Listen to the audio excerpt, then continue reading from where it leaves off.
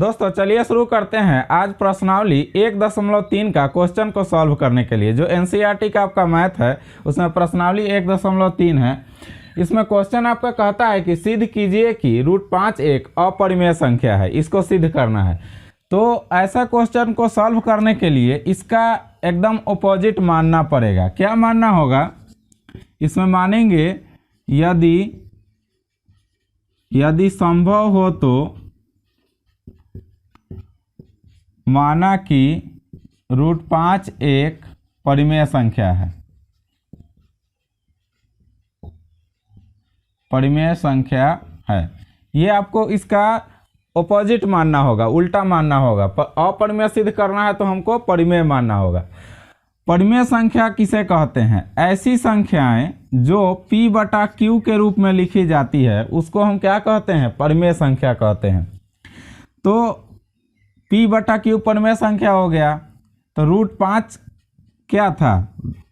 परिमेय संख्या हम मान लिए थे, तो P/Q बराबर √5 लिखेंगे तो कोई हमको दिक्कत नहीं है। लेकिन यहाँ पर एक छोटी ब्रैकेट में हमको लिखना होगा कि Q = नॉट 0, यानी कि Q बराबर 0 नहीं है और P और Q एक सहअभाज्य संख्या है।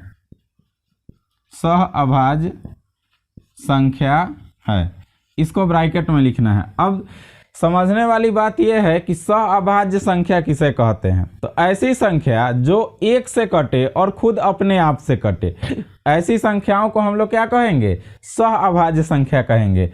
जैसे मान लीजिए कि 15 और 5 है, तो ये कितना से कटा? 3 से कट गया। तो या तो 1 से कटेगा या अपने आप से कटेगा। तो वैसी संख्याओं को हम क्या कहेंगे? सहअभाज्य संख्या कहेंगे। समझ गए? तो आगे चलिए, अब क्या करना है हमको कि इसको बाई क्रॉस गुना करेंगे, बटा में 1 दे देंगे, गुना करेंगे। P में 1 से गुना कर दिए तो P हो गया, और √5 में Q से गुना किए तो √5Q हो गया। तो P बराबर √5Q, इसका वर्ग करके भी आपको लिखना होगा। लिखेंगे दोनों तरफ वर्ग करने पर। अब इसका दोनों तरफ वर्ग कीजिए, तो जब वर्ग करेंगे तो P² आएगा बराबर √5Q का स्क्वायर हो जाएगा।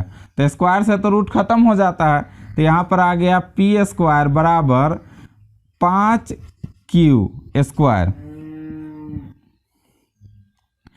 यहाँ पर आ गया 5Q आ गया। अब देखिए P में किससे भाग लग सकता है? 5 से भाग लग सकता है, यानी कि यहाँ पर हम ये लिख सकते हैं कि P² 5 से विभाजित हो रही है, यानी कि P² 5 से विभाजित हो रही है, तो P भी 5 से विभाजित होगा। अगर स्क्वायर हटा दिया जाएगा इसमें का, तो P भी 5 से विभाजित होगा। तो इसके आगे अब क्या करेंगे? पुनः माना कि P² बराबर, क्वेश्चन में 5 है इसीलिए हम 5 और दूसरा कुछ ले सकते हैं, दूसरा कोई। तो P के बाद R होता है, PQR, R मान सकते हैं।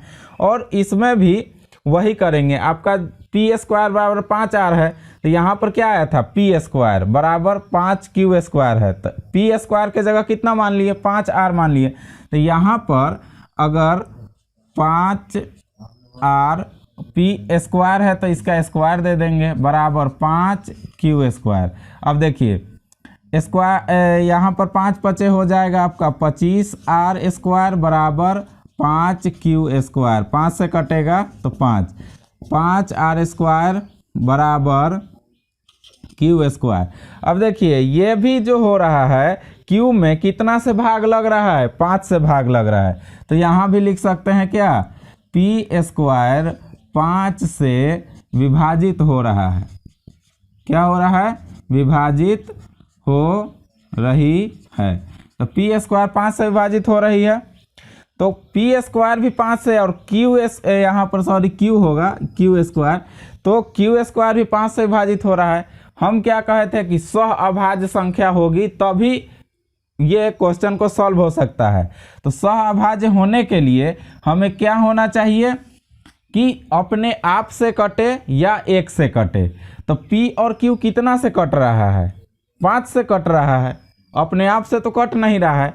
तो लिखेंगे यहाँ पर क्या कि अतः, इसको समीकरण भी मान सकते हैं, यहाँ पे ये जो है ना समीकरण 1, और यहाँ पर इसको समीकरण 2 भी मान सकते हैं। अतः इन समीकरण में P और Q एक पूर्णांक है, P और Q एक पूर्णांक है, तथा P और Q में P और Q 5 से विभाजित हो रही है, 5 से विभाजित हो रही है, इसलिए हमारी मान्यता गलत थी। अतः √5 एक अपरिमेय संख्या होगी। क्यों अपरिमेय संख्या होगी? यहाँ पर प्रूफ लिख दीजिए।